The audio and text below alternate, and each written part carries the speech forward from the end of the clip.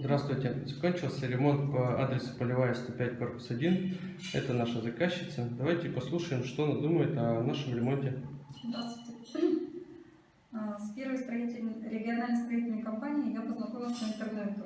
Позвонила, мне ответил Виктор, любезно ответил на все мои вопросы.